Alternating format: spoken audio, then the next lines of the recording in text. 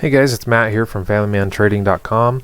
I want to do a quick video just to show you some tips and tricks with TradingView for those of you who aren't very experienced with it yet. It's kind of picking up some steam, becoming a really good charting platform, and I just wanted to kind of show you some things that I use that make my life much easier and trading faster. So I'm just going to put my information up here so you guys can see it while we go through this together. Here's the website, here's the email. This goes to me. It's a small team of us. I look at every single one, and I'll get back to you with any questions, comments, concerns, script needs, whatever you need, as soon as I can. Okay, so we're here on the TradingView chart. It's the Aussie CAD 15-minute. We're just, by example, using FXCM as our broker. Here's a couple things that you guys can do to just kind of make your trading a little bit better. Down on the bottom left, what I like to use is our text notes. It's just a tab as you're going through these things. You can open up text notes and just literally add whatever you want. You can click new and you can just say trading journal, let's say, for example. And this is pretty nice because it's just an ongoing document. So you could say right here that on the Aussie CAD 15-minute, we had an upswing, price broke structure, and took a long trade. However it works for you to keep notes on your trades, but this will just stay here as a running document, and then as you save your chart and go about your day, when you come back and open up TradingView, it's always going to be here under this tab here for your trading journal. And you can keep as many notes as you need and whatever you want in here. I'm more specific in my journal, but just an example of one of the ways to kind of keep track of what's going on with your trades. I like this because it's in the same window in the same program versus going to a spreadsheet or a different file somewhere. It's just kind of all together. What this doesn't do though is the power of a spreadsheet, so you might want to use that for just data, but this is a good way to keep notes. Okay, another thing that I do is if you look on the bottom left over here is a star. When you click that star, it opens up your favorites panel. Your favorites panel are any things that you selected over here in your drawings tools that you want to access most frequently. Otherwise you have to come in here and open up each panel and go through and find which one you want. So you notice the ones that are starred, I've made my favorites. When you click this, it just puts them on your favorites panel, and then you can rearrange them just by clicking and holding. So I kind of have them categorized, I have them organized where I want them, but it makes it really easy when we're doing some charting stuff, so that let's say we want to do some trend lines. Instead of going through it here and picking exactly which one I need, I just have whichever one I want. So I'd probably say let's do array. We'll start up here, and I like to come down here and take a look at this. That's kind of neat. Let's say I want to do a trend line and find some structure. I can just draw this out real quick, and I can do another one just by clicking the trend line here, maybe some structure forming down here. Anyway, and this is all just examples, but it makes it much easier than coming through and sifting through menus by just adding them to your favorites. And again, real quick, you go through whichever one you want, you just click the star, it adds it to your favorites. If it's no longer your favorite, just unclick it. And then this comes up by using the star down here, turning it on and off. So that's kind of nice. So let's go ahead and delete our drawings. Let's say you get this all marked up and you got a whole bunch of stuff on here, and before long it's just super muddy and you don't want to go through and click each one and delete it. All you have to do is come over here to your trash can. You can open up and remove your drawings, your indicators, or both. I recommend not removing your indicators because if you're using Jim Brown's high probability strategy, you're going to have a lot of indicators on there with the QMP filter and the MACD Platinum. And if you hit that, it wipes them out, and then you have to go back in and replace them.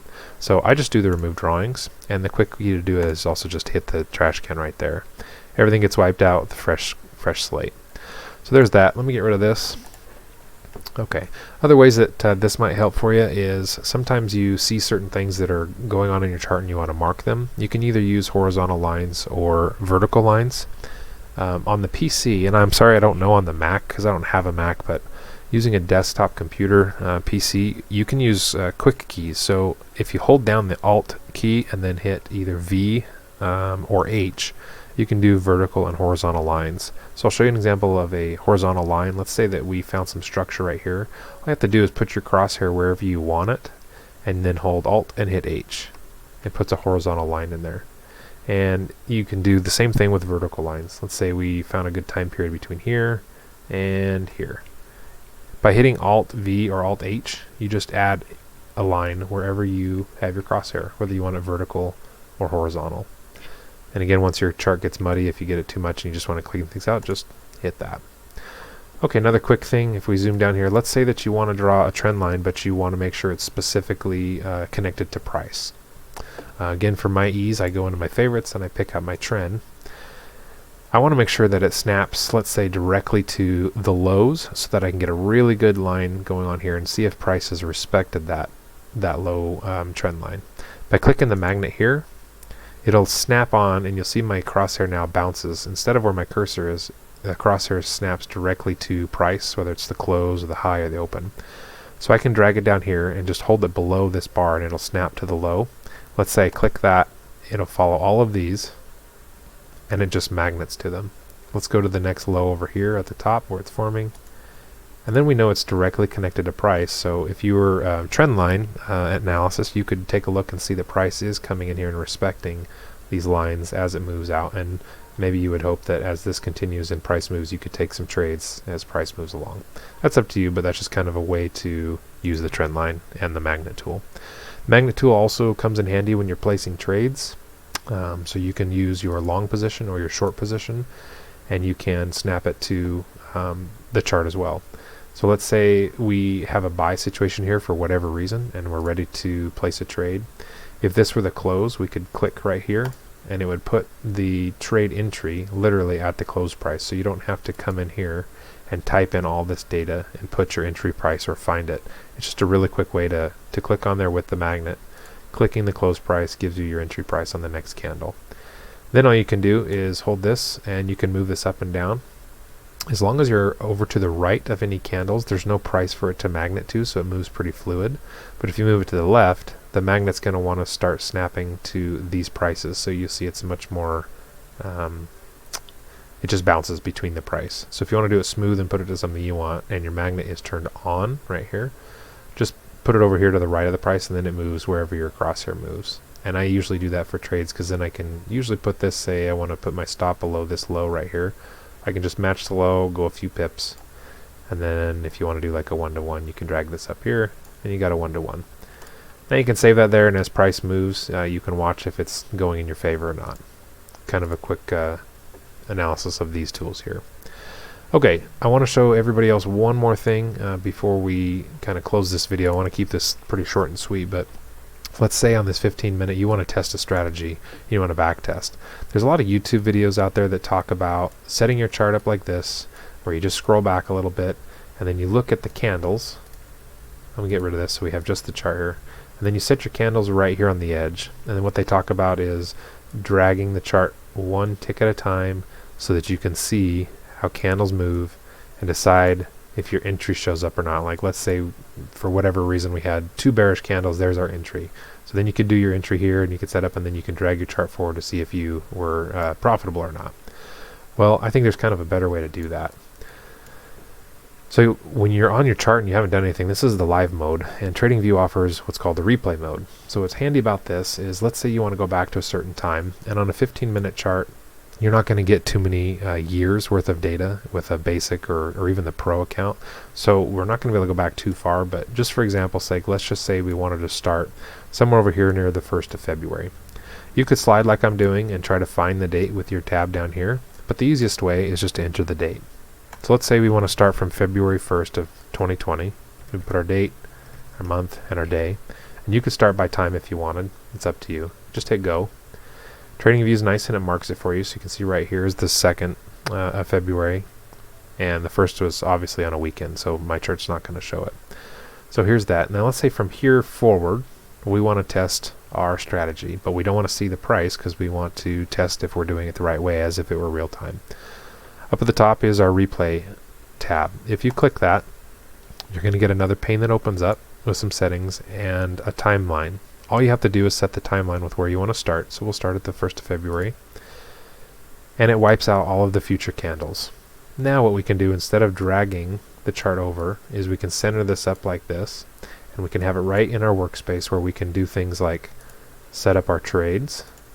And then we can let it go. Or we can set up trend lines and see if price respects us as we go through. Either way, you can treat this as if it's a real time candle and proceed forward. You've probably seen this with other backtesting software and other charting platforms, but in case you hadn't, this is how you use it in TradingView. Okay, the only other settings that we can change if we need to is the speed at which it plays. If you just hit play, it'll automatically start printing candles. and it'll go pretty fast if you have it up here where it's an update every 0.1 seconds. Or if you want to do it a little slower, you can do it every 5 seconds. So I'll just show you what it looks like when you manually do it, and that's what I do typically when I backtest so that I can really analyze that I'm doing it the right way. So let's say, just for whatever reason, price bounced here, maybe this hit some rejection and it's going to move up.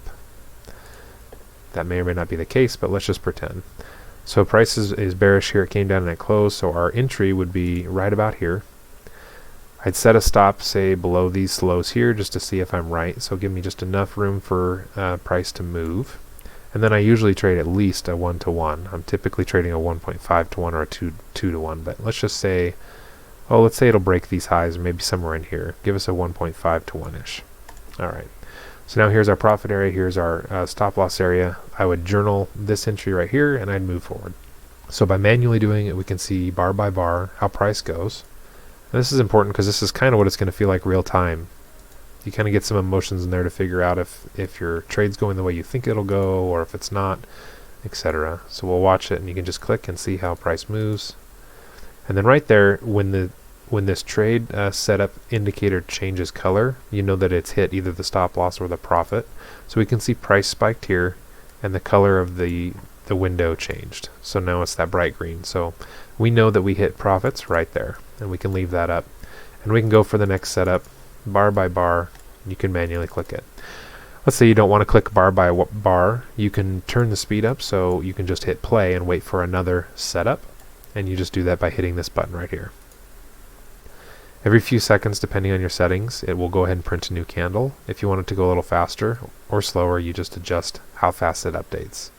And then it starts working for you. If you want it to go really fast because you wait a long time for setups, you can just play it out and watch. So let's say all of a sudden you have a setup. Again, this is just an example. It looks like price has formed a top, come down and rejected, formed a top, and it's starting to break down. And here, let's do a short position and do some more back testing. So again, we'll come in here to the close. This would be my entry on the next candle. My stop would be somewhere above the highs, probably for a little bit of cushion.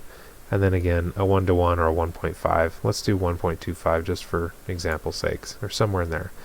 Okay, again, we can go through and see how price moves. Come back up to that resistance level. Almost hits profits. Now you'll note that it didn't actually break that plane, so it didn't show that we hit profits there. So we'll keep going. Kind of ranging, and then we broke out here to our stop loss.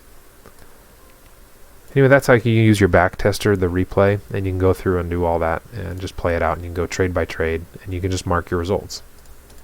Okay, last thing with this replay, and then I'll probably be done with this video to keep it short, is this is where we can reset our time bar if we want to, so we can jump to, if you want to back up and redo a trade, or back up and try something different, or look at a different setup. All you do is just click that bar and come back, and it just resets where you start. That's pretty much it, guys. Okay, if you have any questions, again, it's familymantrading.com. Let me know if you need anything with these things. I hope you're enjoying the videos. Have a good day.